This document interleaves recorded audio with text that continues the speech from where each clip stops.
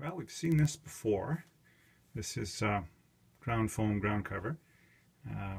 I've been experimenting with static grass quite a bit in the yard area, and what I'm going to show you is basically just a lot of experimentation. Hopefully it all blends together, but I've tried a whole lot of different lengths and colors to see if it all blends in.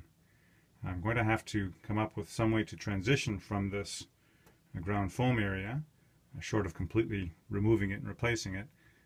So I've left this area right next to it blank. It's a good size area. It's about a foot wide, and perhaps I'll come up with either some sort of facility or perhaps just a simple roadway meandering through the grass towards the lake. Don't know yet, but I've left this open just to think about how I might transition to the existing scenery. I've added a signal bungalow, or interlocking tower actually, for the interlocking that's on the east side of the yard. This is a Walther's kit. It still needs to have the mortar lines filled in, but otherwise it's done. And I have added various shades of grass and a gravel dirt mix for roadway and parking lot. In the distance you can see I've filled in a bit of the space between the industries with some shrubberies and a tree for now, trying to hide that seam in the wall. In between the tracks there are combinations of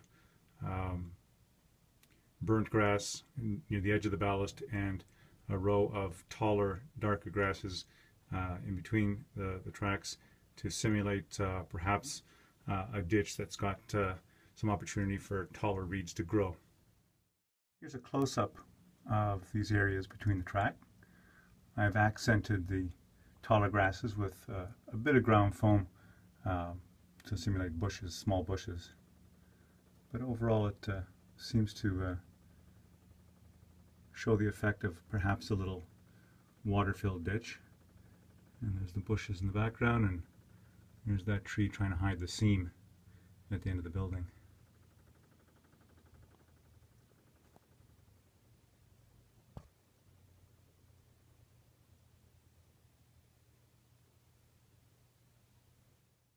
Close-up of the gravel dirt mix around the interlocking tower. This is actual just real dirt, pulverized into a fine powder, mixed in with the gray blend ballast that I use for the main lines. Around here the dirt is clay, so when you pulverize it, it does become a very fine powder. I've also added a little bit of accent along the edge of the building in the background to simulate weeds growing where the wall meets the ballast.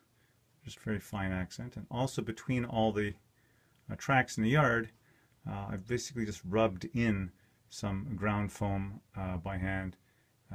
It catches the ballast and it kind of looks like weeds growing between the tracks. There's a close-up of the weeds along the building, and I'll look at the very slight amount of weeds growing in the ballast. It is, after all, a fairly well kept yard, so there's not too many weeds. They do come along and spray for weeds to keep them from growing too much. The Q&E is not in that bad a financial shape, so we keep it fairly nice. Continuation of the idea that in this area where there's about 4 inches between the main track, mainline tracks and the arrival track, there's room for perhaps a suggestion of some water with the taller grasses growing in between and some burnt grass along the edges of the ballast. So that continues all the way along the yard. Here in the industrial area, again a different shading of grasses, just experimenting to see what different colors might look like. A little darker, more of a wide open area, suggesting that the area is holding some standing water perhaps, but it doesn't look too bad. And also the ballast you see is a bit more overgrown with weeds, as it is an industrial siding rather than a regular yard track. Here we see the cereals factory, the area where bulk sugars, fine sugars, and grains are unloaded. We finish off the ground area, little walking paths around the building. And again with some lighter grasses, just experimenting with colors and textures to see what looks good. And I'll show you a bit of a how-to on that in the next segment.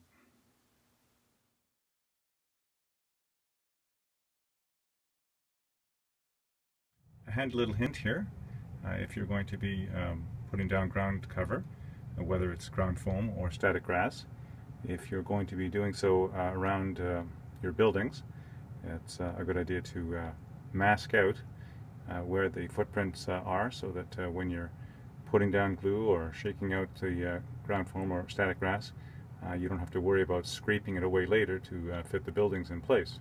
So in my case here, I've used masking tape just so it would sit still, and I'll have a nice footprint ready for my silos to go back where they were when I'm finished putting down the ground cover.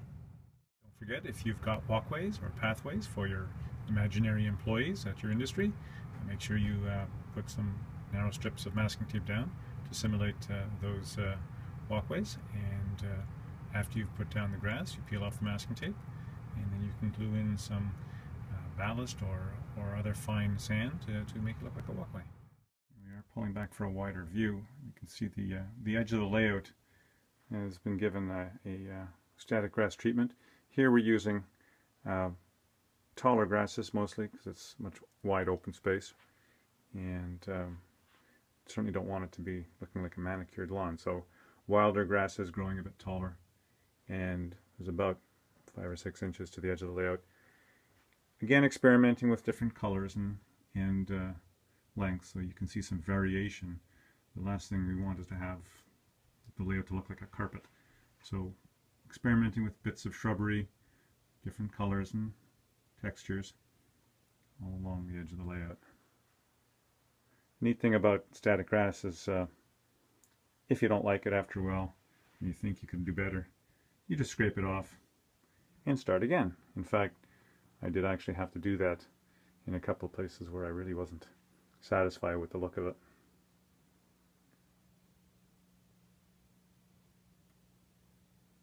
And as I said before, this is just a first pass, a basic layer, so there's plenty of more work to be done to accent the grass with more bushes or taller grasses, individual spots here and there. Just want to get a basic cover so the layout doesn't look naked.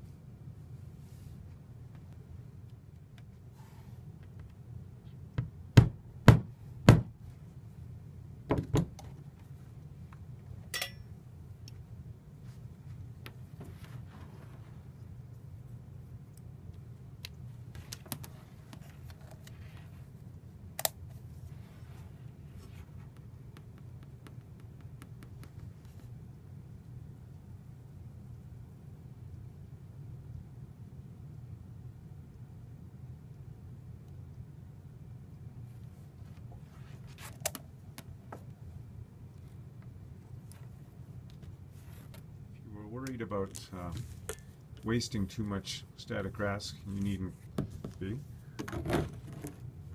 Here's a vacuum hose and a little sock like that.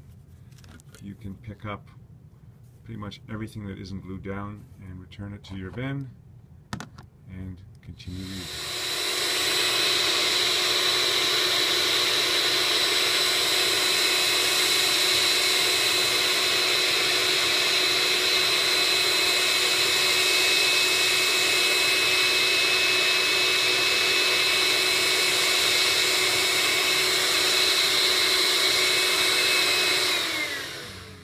Just like magic, pull the sock and out comes all the static grass that you thought you lost.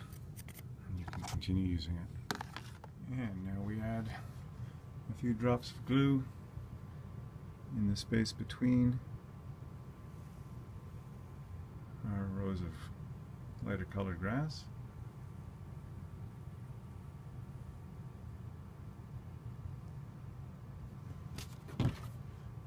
Just rub it in with our fingers, make sure it spreads evenly between the two rows of grass.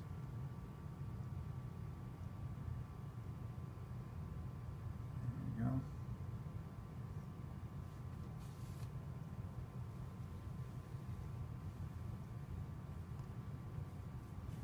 Doesn't have to be perfect.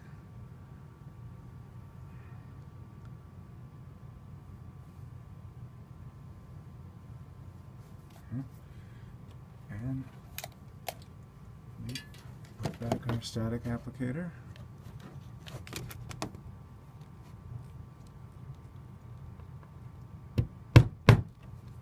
And away we go.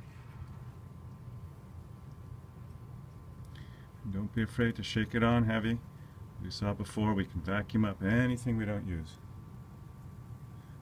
And the harder you shake it, the thicker, the plusher the center row of tall grasses are going to look. So it'll kind of look like reeds, and it'll really give it the idea that maybe there's a little bit of a ditch there that's providing water for all these tall grasses to grow.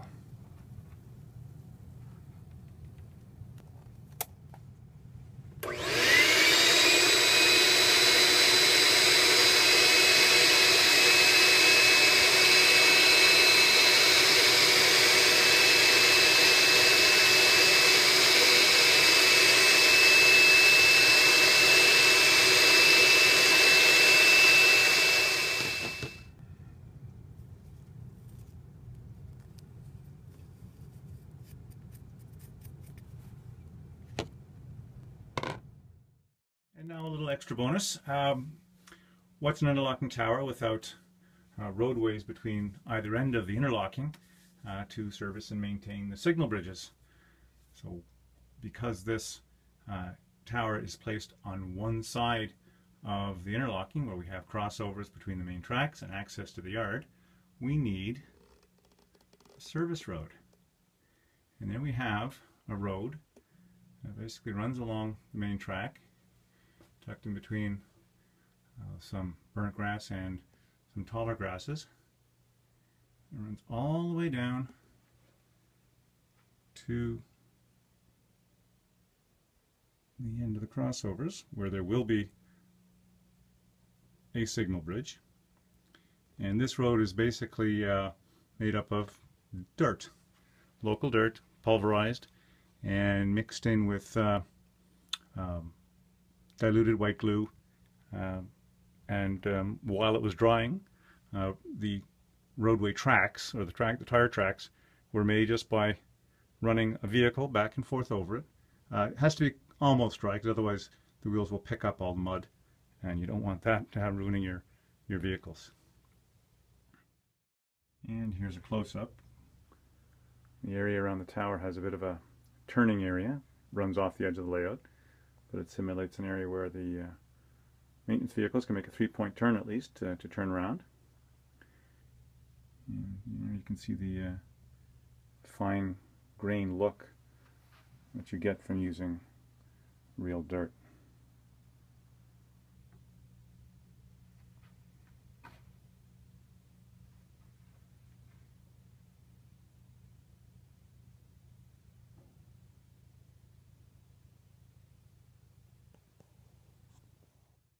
Now, one last thing to point out, as everyone knows, a model railroad is not just about tracks and trains. You need to accent with some of Mother Nature's features that don't necessarily have anything to do with running the trains.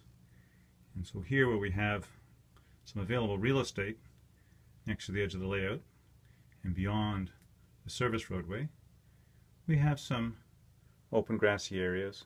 We have a footpath, and the footpath winds its way around and down to a little depression where, lo and behold, there's a small, tiny little lake. Just hiding there beyond the road. But it adds a nice little touch,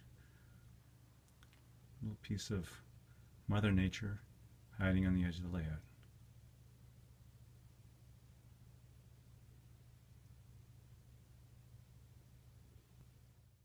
Here's a little close-up. Again, mixture of real earth, a bit of sand to simulate some fine rocks, or even a suggestion of a little beach.